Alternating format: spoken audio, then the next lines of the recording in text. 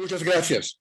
Antes de iniciar, yo quiero congratularme por el grande éxito que está teniendo esta iniciativa y decir que me impactó mucho lo que dijo ahora Rodrigo Guerra. Y quiero iniciar con una consideración sobre las últimas palabras que he dicho. Es claro, yo fui un político, ahora estoy fuera de la política, pero fui un político. Cuando yo era político estaba clara una cosa para mí: yo tengo razón, claro que yo tengo razón. Y si yo tengo razón, mi adversario no tiene razón, está equivocado. Eso es elemental. Pero el adversario mío, aunque no tenga razón, tiene razones. Si él dice lo que dice, no es que lo dice porque es amigo del diablo y quiere recrear el mal de la nación, el mal de la iglesia, el mal del mundo. No, él piensa que eso sea el bien. Y también el mal se presenta con una apariencia de bien. Y tengo que entender cuál es el bien que él quiere para ver la humanidad de su posición. Hemos hablado del aborto, ¿no? Yo he dado todas las batallas en defensa de la vida en Italia, en Europa. Tengo las medallas de las campañas, tengo las heridas, puedo mostrar las heridas que he tenido en todas estas campañas y estoy firmemente en defensa de la vida. Pero no puedo no tener en el corazón la imagen, la preocupación del dolor de la mujer que no puede, no quiere, no se siente capaz de tener un niño, no sabe qué hacer y que está desesperada. Eso no significa que tenga una solución política al problema, pero tengo que ver también el mundo con sus ojos, que no ven la verdad toda, pero ven un aspecto de la verdad. Y no siempre yo tengo una solución. Me impactó mucho en la Catedral de Ciudad de México. Hay una capilla, la de la Virgen de los Dolores. Madre mía, vengo para decirte los dolores de mi corazón, porque yo veo el problema de esta mujer, que puede ser mi hija, que puede ser mi amiga, que puede ser mi hermana. Lo veo, no tengo una solución y lo pongo contigo a los pies de la cruz. Porque la sabiduría de este mundo conoce la dialéctica. La dialéctica es que hay las contradicciones y al final hay la conciliación de las contradicciones. Hay siempre una síntesis. Para los que se ocupan de filosofía, eso es el ritmo de la dialéctica de Jorge Guillermo Federico Hegel. Hay una primera posición, hay una tesis, hay una antítesis y hay una síntesis. En la vida no siempre hay la síntesis. La síntesis última es la cruz de Cristo. Y muchas veces no tenemos una solución, pero tenemos la posibilidad de vivir el dolor del otro y pedirle que él viva el dolor mío, que la mujer viva el dolor del niño que muere, y ofrecer juntos este dolor al Señor, que solo puede llevarnos hasta la resurrección. No hay mirada cristiana de la historia, no hay política cristiana, no hay visión cristiana de la vida, si no hay esta presencia de la cruz. Claro, en mi vida yo siempre intenté evitar la cruz en lo posible y no pienso condenar a nadie que intenta evitarla. Pero llega el tiempo cuando uno no la puede evitar. Y cuando no la puedes evitar, tienes que vivirla y ofrecerla. No siempre tenemos soluciones, pero siempre podemos compartir la esperanza, el dolor del otro y la esperanza que una solución venga, no de mí, no soy yo el salvador del mundo, tampoco mi partido, venga de la Virgen de los Dolores y venga del Señor en el tiempo de la resurrección. Creo que eso nos da un poco un primer horizonte de lo que es una mirada teológica de la historia. Contra la filosofía de la historia de Hegel, grande filósofo, yo soy grande admirador de Hegel y dijo muchas cosas interesantísimas, pero al final él tiene esta ilusión que el hombre puede salvar a sí mismo, no puede. Al final encontramos siempre de una manera o de otra el tema de la cruz. Es interesante que esta cosa que yo estoy diciendo recién la descubrieron algunos filósofos latinoamericanos. Uno fue el padre Juan Carlos Canone, que era grande amigo de Papa Francisco. Un otro fue Enrique Dussel y otros también. Y Hegel habla de la dialéctica, ellos hablaron de la analéctica. La analéctica es esta dialéctica que encuentra su límite y en su límite reconoce que debe estar algo más. ¿A qué podemos confiar la solución de las contradicciones que no tenemos la posibilidad y la capacidad de solucionar? Pero ahora venimos más directamente a nuestro tema, una mirada teológica de la historia. ¿Qué es una mirada teológica de la historia? Para responder, iniciamos poniendo la pregunta, ¿qué es la historia? ¿Qué significa la palabra historia? En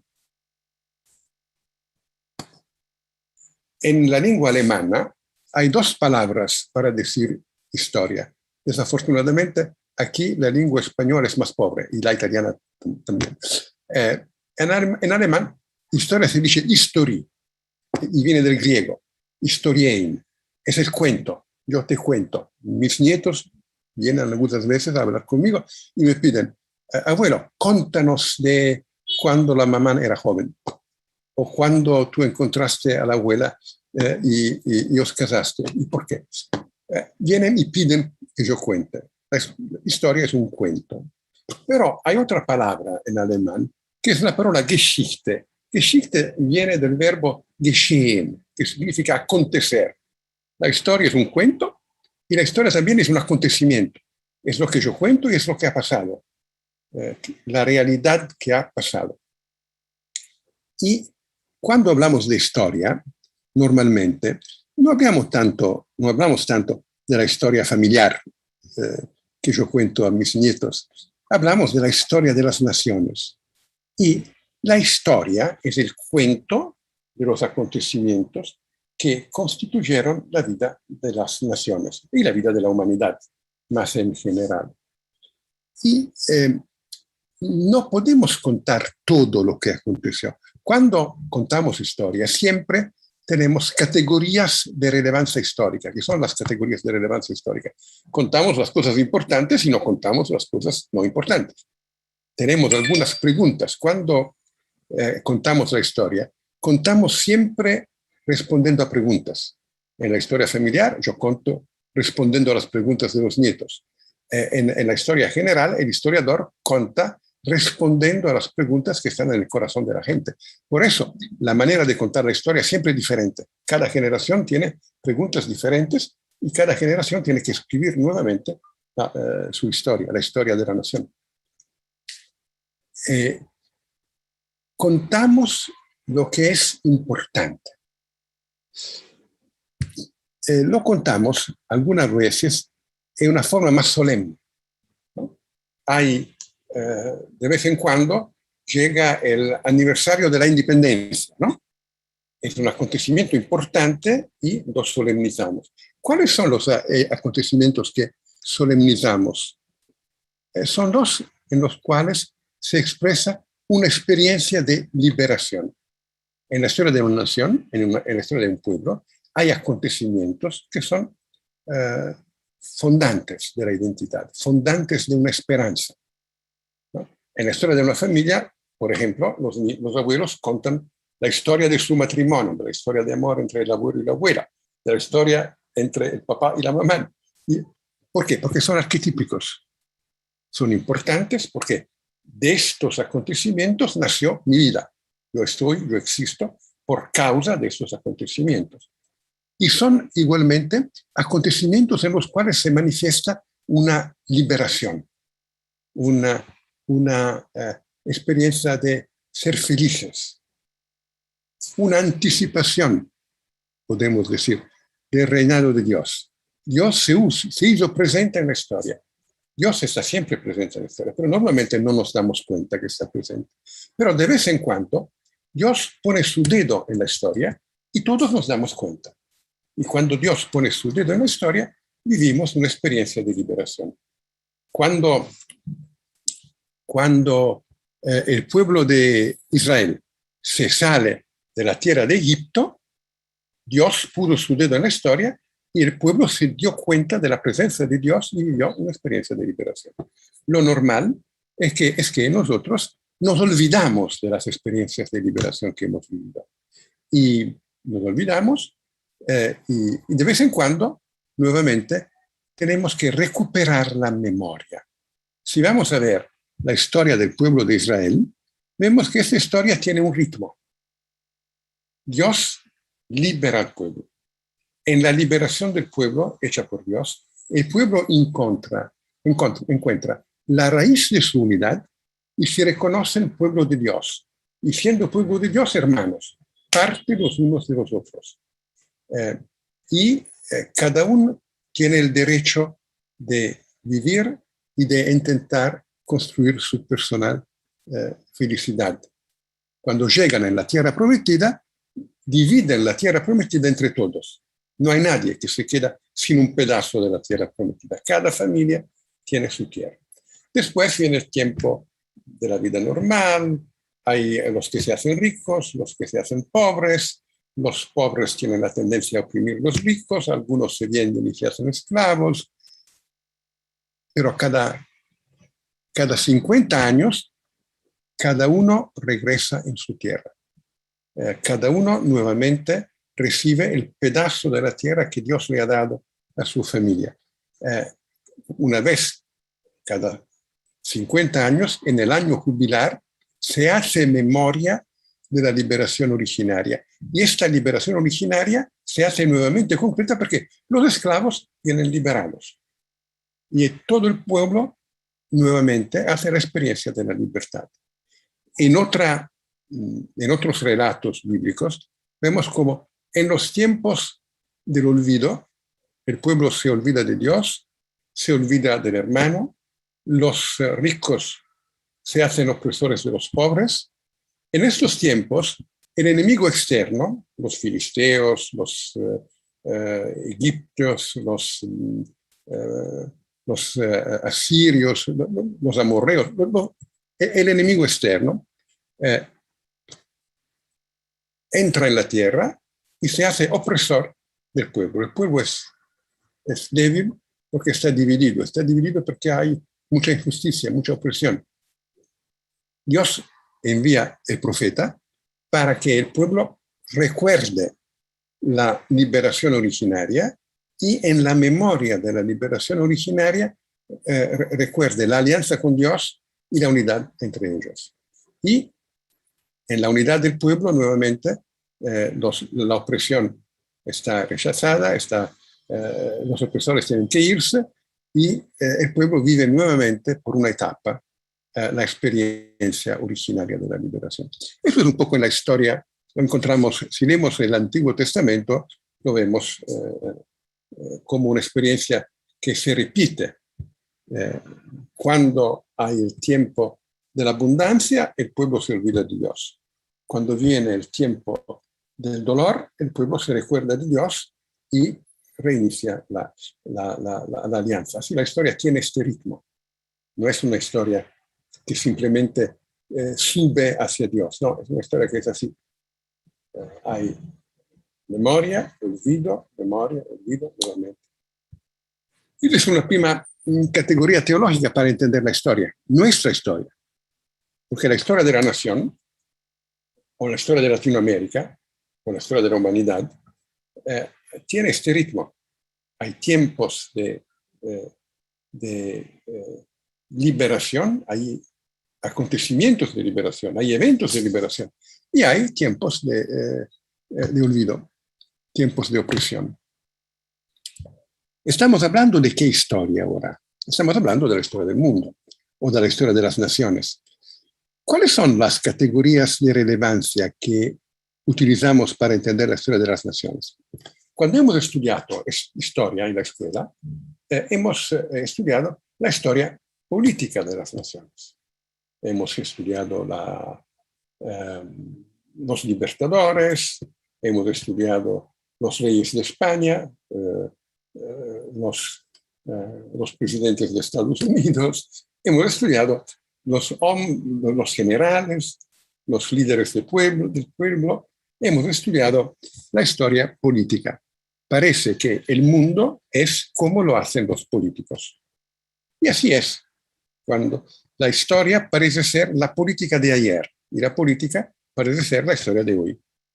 Eso es cierto, pero no es toda la verdad. La historia es historia política y esta historia política, para leerla, creo que debemos tener dos criterios.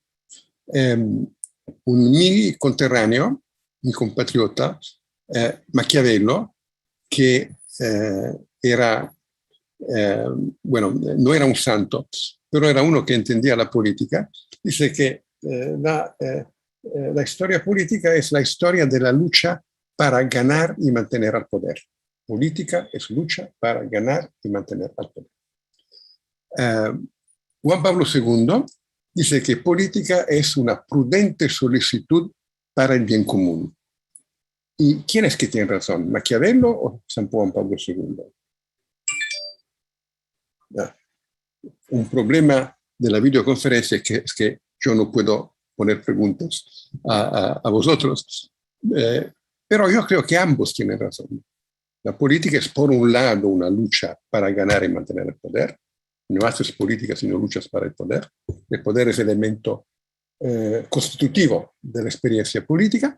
Y por otro lado, pero, la política es una prudente solicitud por el bien común. Pides el poder para realizar el bien común. Pides el poder sobre un proyecto de bien común, que puede ser bueno o malo. Puede ser auténtico o es simplemente una mentira, pero debes tener un proyecto de bien común. Nadie gana el poder con un proyecto de mal común, ¿no? Y en la realidad hay siempre estas dos cosas juntas. Hay solicitud del bien común y hay lucha para el poder.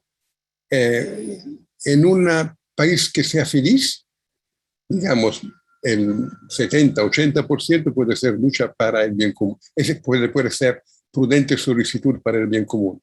Y el 20-30% puede ser lucha para el poder.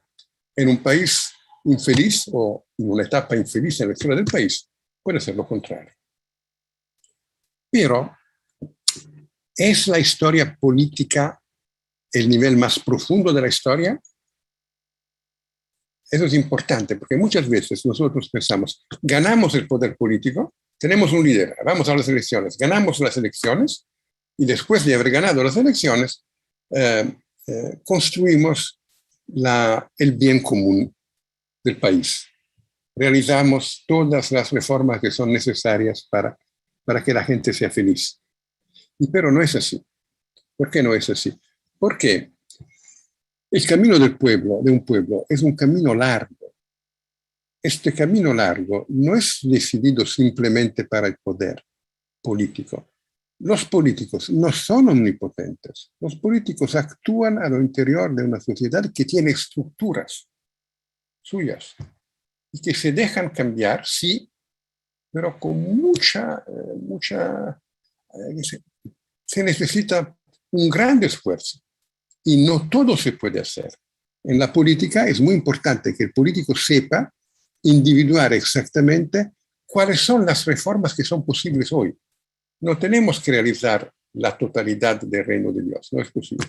Debemos ver cuál es el paso que mi nación puede dar hoy, no mañana, hoy, y juntar todos los que están de acuerdo para dar este paso y dar este paso en el tiempo en que yo estoy en el poder. Tengo 5 años, gano las elecciones, después de las elecciones tengo un gobierno de, no sé, 4 o 5 años según de los diferentes países y tengo que tener un programa para este tiempo.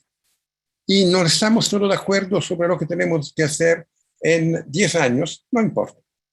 Tengo que agregar una coalición que esté de acuerdo sobre lo que está al orden del día. Hay muchas cosas que son muy importantes para mí, pero si no están al orden del día, no se pueden hacer. Si no es posible construir la coalición política que las soporta, no se pueden hacer y es mejor no dar batallas que se pierden, que son perdidas desde el inicio. Pero siempre se puede dar un paso hacia el bien, no un paso total. Rodrigo hablaba, no escoger el mal menor, sino el bien posible. El bien posible es, hoy en Italia, yo no hago más política, pero cuando yo hacía política no tenía una mayoría para cambiar la ley de aborto. Es así, no hay una mayoría, no se puede hacer. Pero eso significa que no se puede hacer nada. No, algo se puede hacer. Por ejemplo, se puede ver una cosa, que el niño tiene el derecho a la defensa de la vida, también con los instrumentos de la ley penal, del derecho criminal, pero es muy difícil defender al niño contra la madre. Y así hemos intentado poner en la mesa medidas para rensaldar, para fortalecer la alianza entre el niño y la madre. Porque Dios confía el niño a la madre de una manera tan íntima, tan directa, que sin ella es muy difícil defender al niño. Con ella sí, es mucho más fácil dar fuerza a esta alianza entre el niño y la madre, que no es el mal menor, es el bien posible. No podemos hacer más, pero eso es bien, es importante, es una parte importante del bien. Aún si fuese posible hacer una ley criminal en defensa de la vida, dar fuerza a la alianza entre el niño y la madre sería igualmente importante, y aún más importante que el derecho criminal, ¿no? La política tiene límites. ¿Cuál es? Porque la sociedad tiene una estructura, y esta estructura hace resistencia a la tentativa de los políticos de cambiarla. Y el que ha teorizado esta estructura de la sociedad fueron muchos, pero especialmente Karl Marx. Karl Marx explicó de una manera muy convincente que la economía manda sobre la política. La política actúa con los recursos y al interior de las estructuras que están creadas por la economía. La economía es más fundamental que la política. Si pensamos la historia, vemos que es como una pirámide. Hay un nivel que es el nivel político, es más alto. Pero el nivel político tiene una base. Esta base es el nivel económico. La forma de la economía condiciona la forma de la política. Y por eso cambios estructurales son cambios que tienen la capacidad de cambiar el nivel de la economía, la etapa de la economía. Hay que reconocer esta verdad del marxismo. Hay la política no es todo, es importante, pero no es todo. La política tiene como presupuesto fundamental la estructura económica. ¿Es todo eso? No. ¿Hay otro nivel más importante que el nivel económico? ¿Hay un nivel más importante que el nivel económico? Sí, hay. El que lo descubrió y lo teorizó fue un grande sociólogo alemán que se llama Max Weber. Max Weber es un poco el fundador de la sociología moderna. Él escribió un libro muy precioso, que tiene como título La ética protestante y el espíritu del capitalismo. Los de vosotros que han estudiado sociología probablemente lo encontraron. En este libro, Max Weber descubre que la raíz de la economía es el trabajo del hombre. La economía vive del trabajo del hombre. El hombre trabaja con diferentes papeles, los diferentes hombres, en relación entre ellos, y eso constituye la base económica de la sociedad. Pero la energía que el hombre puede invertir en el trabajo, la capacidad de trabajar con otros, la disponibilidad a ser parte de una comunidad de trabajo, lo que él desea como fruto del trabajo, todo eso depende de algo que es más profundo. Esto algo más profundo es la autoconciencia religiosa del hombre. la relación con Dios, la relación con el absoluto, es decisiva para constituir una personalidad humana, una personalidad que tenga capacidad de trabajo. Trabajar significa renunciar a muchas posibilidades de gozo inmediato, porque amo, por ejemplo, mi mujer y mis hijos. Así por eso trabajo. Los hombres que no tienen mujer y hijos muchas veces no trabajan. Hay una tendencia natural del macho a tomar lo que él quiere, no a trabajar para ganarlo. Del macho que no tiene el arquetipo de la familia, de ser marido de una mujer, ser uno que cuida a una mujer y los hijos. Y donde se pierde este arquetipo del hombre que cuida a mujer y hijos, nacen culturas de la violencia.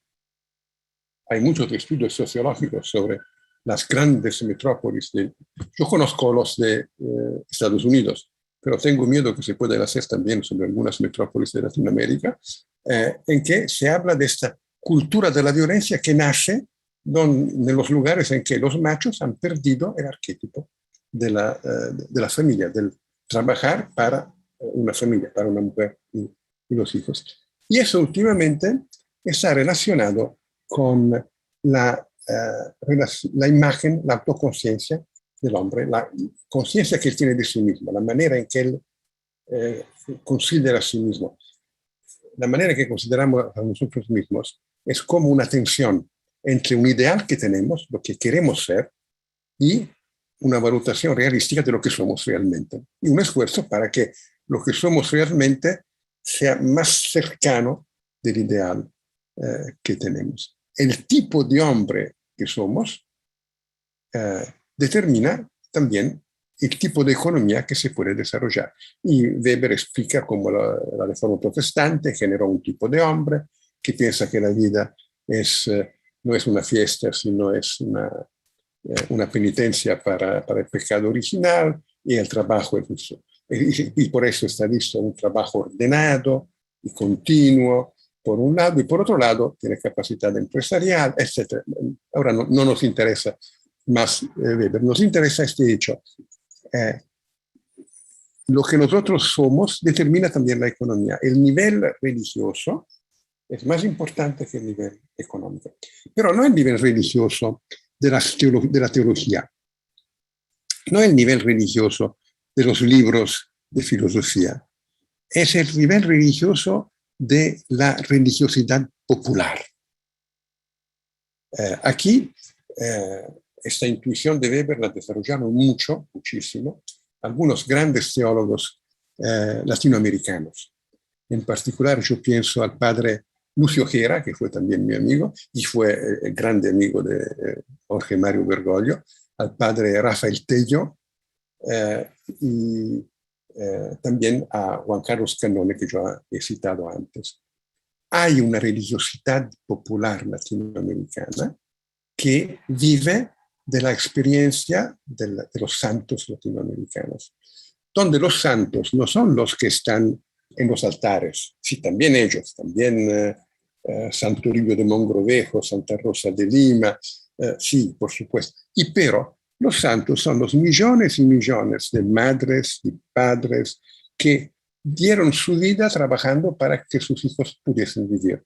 Y constituyeron las comunidades de barrio, las comunidades de pueblo, en que la vida se ha prácticamente desarrollado. Santos que han tenido una esfera de influencia limitada, han encontrado 100 personas, a lo mejor, menos, pero dieron un testimonio fuerte de la presencia de Cristo en la vida a estas personas que se hicieron cristianas, se evangelizaron a través de las relaciones con estas personas, padres, madres, por supuesto curas, religiosas, los que vivieron la fe en concreto, con sus límites humanos, por supuesto, en la vida del pueblo. El hombre no vive solo de pan, vive también de cada palabra que sale de la boca de Dios, es decir, vive de su relación con Dios y con el absoluto. ¿Qué nos dice eso sobre la situación de Latinoamérica de hoy? El padre Rafael Tello decía que en Latinoamérica hay dos tipos de religiosidad. Hay una religiosidad tendencialmente protestante, pero también atea, porque el ateísmo, él piensa, es una secularización de la visión protestante. El hombre que es un individuo y vive por sí mismo. Y esa es la mentalidad capitalista. La mentalidad capitalista es la mentalidad del antipueblo. La otra visión es la visión del pueblo. El pueblo es naturalmente eucarístico, es comunitario, el pueblo evangeliza a sí mismo, está evangelizado. No es verdad que el pueblo latinoamericano no está evangelizado, aunque imperfectamente, por supuesto, pero está evangelizado. Y en esta su evangelización tiene una resistencia fuerte frente al individualismo que es típico de la mentalidad capitalista. En Tello hay esta oposición entre élite y pueblo. Hay el pueblo que es espontáneamente católico, a diferencia que en Europa el tema de la teología fue la secularización. El pueblo latinoamericano, dice Tello, no está secularizado, al menos no en la misma medida como en Europa. Tiene una tendencia natural a concebirse como pueblo, a la solidaridad. Y exactamente por eso hace resistencia frente a la ideología del capitalismo. Es, digamos, espontáneamente católico. ¿Cómo nace ese catolicismo de la religiosidad popular latinoamericana? Hay un grande etnólogo mexicano, León del Portillo, que ha estudiado la conquista y los primeros años de la evangelización. Ustedes saben, la conquista fue un elemento traumático. En los años después de la conquista, disminuye dramáticamente la población de Mesoamérica. ¿Por qué? Porque los españoles los mataron, algunos, pero pocos. Eran pocos los españoles, podían matar poca gente. Y los instrumentos técnicos de la época no permitían masacres de masa como podemos hacer nosotros. La leyenda negra habló de los masacres, después la historia sucesiva habló de otra cosa, habló de las pandemias. Los europeos llevan bacterias que eran desconocidas en Latinoamérica, eso produce pandemias, y eso, por supuesto, provocó la muerte de muchísima gente. Pero no es suficiente para explicar lo que aconteció. Más profundamente lo explica un grande etnólogo, León del Portillo, que estudió la conquista desde el punto de vista de los indios. El mundo de los indios es un mundo que vive de una manera, por algunos aspectos, fuertemente eucarística. El sol lucha contra la oscuridad. Cada día tiene que luchar para subir y para dar luz, fuerza, posibilidad de crecimiento a los frutos de la tierra y vida a los hombres. Los dioses ayudan al sol dándole la sangre suya. Cada día la sangre de los dioses alimenta al sol en la lucha contra las tinieblas. Y los hombres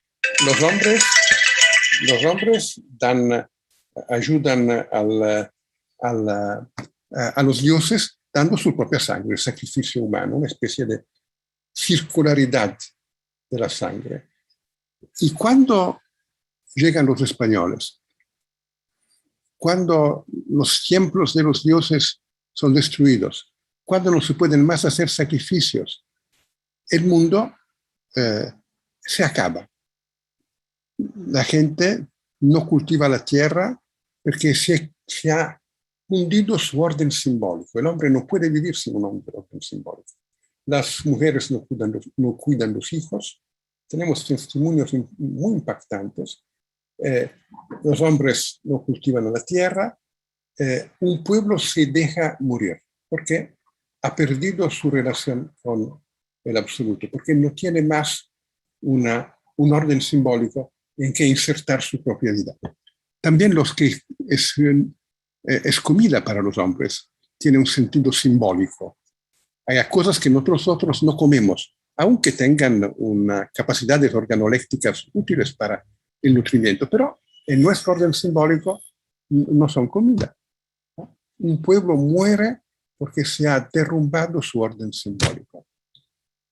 Y un día aparece en una altura cercana de Ciudad de México una mujer, a Juan Diego, un príncipe azteca, y le dice: yo soy tu madre. Es una mujer azteca, pero esta mujer azteca es la madre del Dios por qué se vive, que es una expresión típica de los mesoamericanos, el Dios por qué se vive. Y tiene la cruz de Cristo. Y quiere estar cercano de este pueblo para que la gente pueda conocer al Dios por qué se vive. El arzobispo, dopo muchas peleas, reconoce la verdad. Veo que Lorena tiene la imagen de la Virgen, ¿no? La Virgen de Guadalupe. Este es el momento en que se reconstituye un orden simbólico y el pueblo reinicia a vivir. Antes no había conversiones, aquí hay las conversiones de millones y millones de personas y una cultura popular inicia a nacer, que es la cultura popular latinoamericana. Y si vamos a otros países latinoamericanos, encontramos no siempre la Virgen de Guadalupe, pero siempre la Virgen.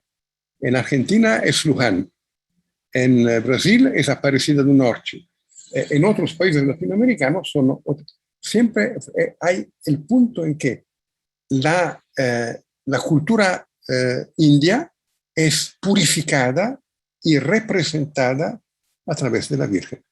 En la evangelización de Europa no fue muy diferente. Fue diferente, pero no tanto. En la evangelización de Europa, esta purificación de la cultura de los paganos aconteció a través de los grandes filósofos, Platón, Aristóteles. En Latinoamérica eso ha tenido otra característica, fue el acontecimiento de Guadalupe. ¿Es un acontecimiento acabado? No, nada en la historia está acabado hasta el regreso del Señor Jesús. ¿Qué tenemos que hacer para que se cumpla este acontecimiento? Hemos dicho que la religiosidad popular latinoamericana es auténtica, el pueblo ha evangelizado a sí mismo, es un pueblo evangelizado, aun que esta evangelización sea una evangelización imperfecta. ¿Dónde es el punto? Pero esta evangelización permitió el perdón. La Virgen de los Dolores. Frente a la Virgen de los Dolores, las contradicciones entre conquistados y conquistadores no trovan una solución política, pero se comparte un dolor y es posible encontrarse como hermanos. ¿Qué pasa, pero? Yo creo, hemos dicho que la religiosidad popular latinoamericana no es una religiosidad que se deja vencer por el proceso de secularización. La secularización es un fenómeno más europeo y de élites intelectuales latinoamericanas, pero no es un fenómeno de masa, un fenómeno popular.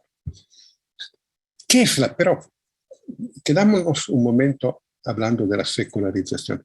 ¿Qué pasa con la secularización? La secularización está ligada con el descubrimiento de la ciencia moderna. La ciencia moderna es un grande poder porque nos permite de ver un mundo de objetos puros. Los objetos de la vieja ciencia aristotélica no eran puros. Objetos puros son cantidad de materia en movimiento. La física moderna es una ciencia que nos permite, con el instrumento matemático, con la geometría analítica descubierta por Descartes, de describir un mundo de objetos puros en movimiento. ¿Cuál es la grande tentación de Europa? Reducir todo a objetos puros en movimiento, perder la capacidad de ver el mundo interior del hombre. El hombre es un sujeto, no es un objeto. Toda la dimensión de la subjetividad humana, pero también toda la dimensión de lo simbólico. La realidad no es simplemente objetos puros en movimiento. Los montes, el mar, la belleza de la naturaleza, nos habla un lenguaje que no es el lenguaje de la ciencia, de los puros objetos. La cultura latinoamericana ha mantenido mucho esta capacidad de vivir la dimensión simbólica. Pero el problema es integrar la capacidad de ver un mundo de objetos puros. Entender que eso no son dos modalidades contradictorias de ver la realidad, son dos lados de la realidad. ¿Por qué es importante eso? Porque ver el mundo de los objetos puros es la llave para el poder de la tecnología. Cuando consideramos los fenómenos de los movimientos populares en Latinoamérica, una cosa que me impacta mucho, yo soy europeo, pero creo que eso sea objeto de reflexión también para los latinoamericanos.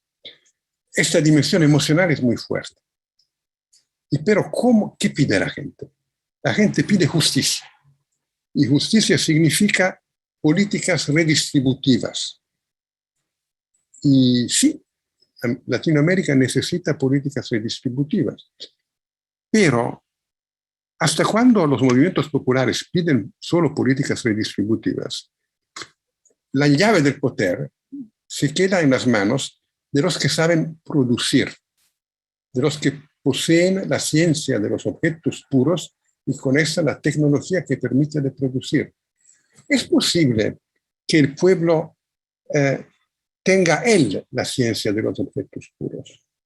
Es posible tener una élite latinoamericana que tenga entrañas de pueblo, que tenga la capacidad del pueblo de vivir la hermandad, esta eucaristicidad, esta comunionalidad espontánea del pueblo latinoamericano, pero que sepa integrar también la capacidad del cálculo, de la visión de los objetos puros, la capacidad de ser protagonistas de la actividad económica.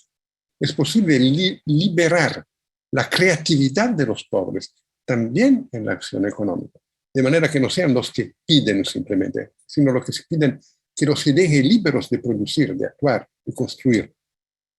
Eso me parece ser el problema que tenemos hoy en Latinoamérica. Y creo que estamos ahora en el horizonte del 5º aniversario de la aparición de Guadalupe, ¿no? En 2031 serán 500 años. Creo que eso puede ser el marco de una reflexión, construir líderes populares que tengan capacidad de visión, de conocimiento científico, de integración del elemento del conocimiento de los objetos puros, y corazón de pueblo, capacidad de ver la dimensión simbólica de la realidad y educar personalidades comunionales. El centro de la doctrina social cristiana no son singulos doctrinas, es un hombre que ha encontrado Jesucristo, encontrando Jesucristo, ha encontrado también a todos los otros hombres, de manera tal que él no puede decir yo sin implicar en el yo también el tú. Al nivel más elemental, yo no puedo decir yo sin implicar en mi yo, mi mujer, mis hijas, mis yernos, mis nietos. No puedo pensar un bien mío que no sea el bien de las personas que amo. Pero eso no es limitado.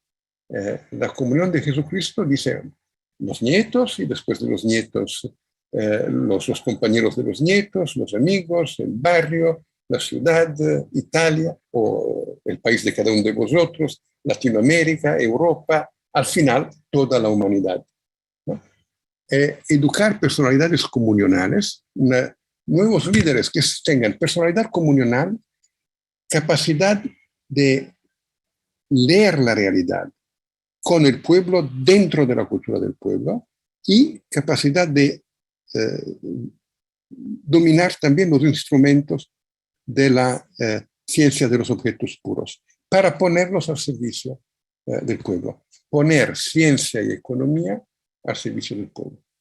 Eso me parece ser el horizonte, digamos, de la reflexión sobre Guadalupe hoy. Completar lo que la Virgen ha iniciado. Porque es verdad que los indios reencontraron un orden simbólico, y este orden simbólico es el orden de la cultura popular latinoamericana, en que se integraron después los migrantes de Europa, los migrantes de África, no, pero la base fue este encuentro mariano. Es verdad, pero se colocaron en el nivel más bajo de esa sociedad. ¿Es posible que los pobres tengan capacidad de ser clase dirigente de la sociedad? La democracia es exactamente esta utopía, que todos sean clase dirigente. No es posible, por supuesto. Pero, cuanto más la clase dirigente es amplia, cuanto más la clase dirigente está cercana del corazón del pueblo, tanto más estamos cercanos a la realización de un ideal democrático. Aquí el problema de la evangelización y el problema de una nueva política latinoamericana están en relación estrechas entre ellos. Hasta ahora, la modernización de Latinoamérica está liderada por élites que no se sienten latinoamericanas, que tienen un complejo de inferioridad frente a Europa o frente a Estados Unidos y no comparten las entrañas del pueblo.